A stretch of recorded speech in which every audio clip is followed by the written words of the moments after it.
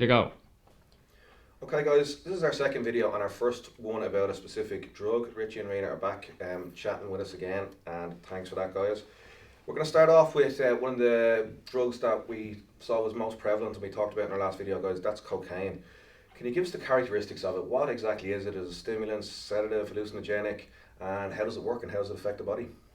So cocaine is a stimulant. It's snorted usually either through a tutor, which can be a note, a straw, anything that can get up your nostril, or also people will say bumps or flicks off a key or a coin. And cocaine specifically, rather than crack cocaine, it can be injected as well. Whereas obviously with young people that we're working with, it is usually snorting. It works very quickly, can last up to, they say kind of between 30 minutes to an hour. Usually in your system 2 to 4 days, and then obviously the effects it has is it is a high. Your heart rate increases, blood pressure increases, more effects that people don't like so much, the dry mouth, the clenched jaw, or the jaw can clench like with MDMA, and depending what's mixed with the cocaine. And then longer term effects can you can have serious damage to your nose, psychological effects. Serious mental health issues, psychological dependence. People would express kind of sweats and things with withdrawals. And with withdrawals anyway, because I saw that you're asking about dependence and stuff throughout the different drugs. People always think with withdrawals, they picture, the heroin user sick, physically sick. Shakes, all that type of stuff, Yeah, so whereas when we're talking about physically dependent people, with long-term and copious and compulsive use of cocaine would experience kind of sweats, aggravation, and also the effects when you're on the drug mixed with different substances or by itself can increased aggression, increased violence and things like that.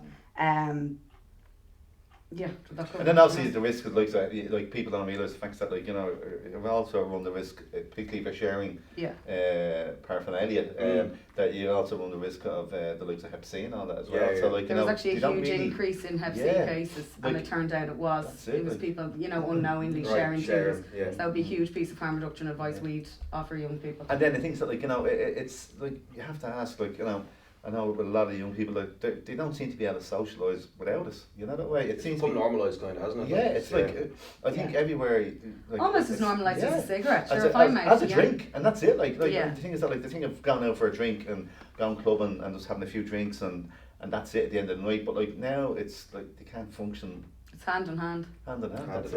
So. Yeah. And are there any particular drugs that we're just looking at? One of the questions here, guys, I had written down was polydrug use, and that's using more than one drug at the same time. Are there any particular drugs that should be avoided if you've decided that you're taking coke or? So the harm reduction advice, a lot of our service users, and I'm sure you see it as well, Paul, are using bits of everything on nights out. With cocaine in particular, and we've named it already, hand in hand with alcohol. When they're mixed together, I'll go on a bit of a spiel here. When they're mixed together, it actually creates a new substance called cocaethanol, which can be absolutely toxic. So as well, because alcohol is a depressant, cocaine is a stimulant.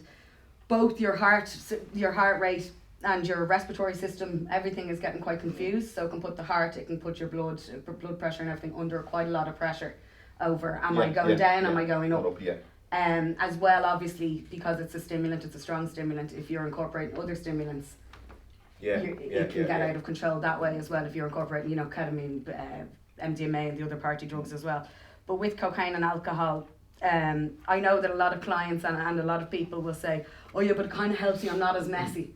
So you think that psychologically you're not feeling as messy drunk because I'm doing cocaine, but physically that's putting quite a lot of pressure on your body, on your body. And am I right in saying that mixing cocaine with MDMA, there's two stimulants together, that must be the pressure in your heart then must be really heightened and really dangerous? Absolutely, and that's why those risks of kind of heart attacks, seizures, epilepsy and things like that can come into it as well. But mixing any drugs, as we use drugs, and I'm sure everyone's heard the term tolerance, but what's going on is we digest and we take in drugs similarly to food. Our body learns how to break it down. Enzymes, our own natural chemicals are kind of involved as well. So it will we'll use cocaine as an example, it will start to recognise cocaine. Okay, so that's how your tolerance starts going up, because it learns how to break it down. If you start incorporating alcohol into that, or MDMA into that, or ketamine, or TCPs, or anything we want to put in the mix, that's creating then other chemicals together. So like the cocaethanol, there's a hell of a lot more that happen when you incorporate the polydrug use. You'll often hear, someone OD'd and you'll hear, I hear a lot from the young lads, yeah, but he only had a few flicks of K, he only had about 2 lines of cocaine that I saw, he had, I know he only had a tiny bag of MDMA, but all those small bits together will be called a polydrug use overdose. And cocaine itself, can you overdose? Yes. It's not as common as before, and it kind of tends to be, you know, if it gets damp and things like that, but with cocaine, you can overdose. The mental health we mentioned at the start there, is that only from sustained long-term use?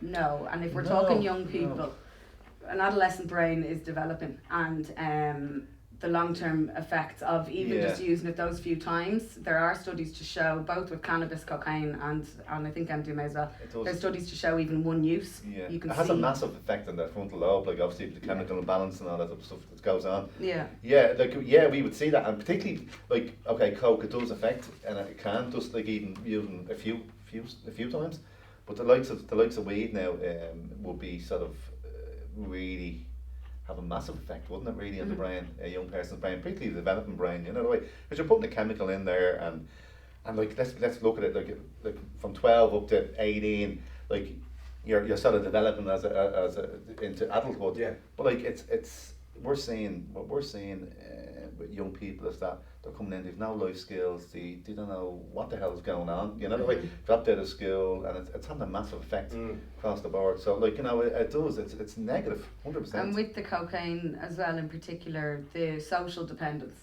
So again, because of that kind of heightened confidence, that kind of energy and stuff when you're out, a lot of young people can be absolutely with underlying mental health issues, or you know, maybe not diagnosed with anything, but you know, might be a little bit socially uncomfortable, socially anxious and things like that. And this cocaine can give you that kind of false sense of confidence and things. So what I see a lot with my clients is they're scared to go out without it. Do you know what I mean? And with just the drink, and like that messy thing, I'm a really messy drunk, so the coke helps me and things like that. So that kind of dependence too. But like in relation to the clients that we deal with, like we're talking about maybe 60% of the young people that come in here would have underlying stuff going on, and a lot of that would have to do with the drug use. Chicken or the egg situation. Is it a case of, like, do you see many people starting with cocaine, or is it normally something that brings them to the level of cocaine? Typically it was always, and I know it's one of your questions, weed as a way, or hash as a gateway drug. I have a lot of clients and it's coke was their first drug. So things are changing now because sorry Richie, cutting across you, the normalisation that it's so out there. People can be out there having a few drinks with mates or not, and someone has a bag of white and they're having a bump. And they may never have smoked a joint. They can be as young as 13 and it's the first thing they've tried. How long does your experience last if you just snort one line of coke? And I suppose the follow-on question is, if you mix that with alcohol, does it make that longer? Well, they're having counteractive effects.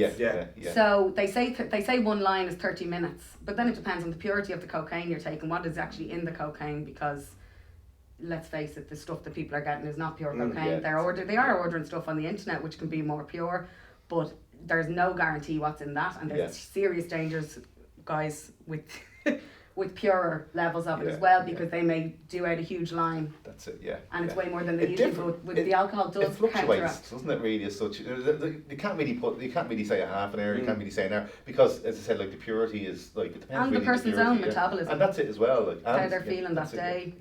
Everything comes into account, so it's all kind of anecdotal. All of our evidence is sort of anecdotal and very subjective to the individual. Guys, that is cocaine, so I hope that's an insight. Thanks again to Richie and Rena. We'll be moving on. Our next video is going to be about weed. We talked about it being one of the most common and mostly used drugs among young people. So I hope that's good insight for you, some good information, guys, and we will see you in our next video tomorrow. Thanks a mil. Take care. Thank you.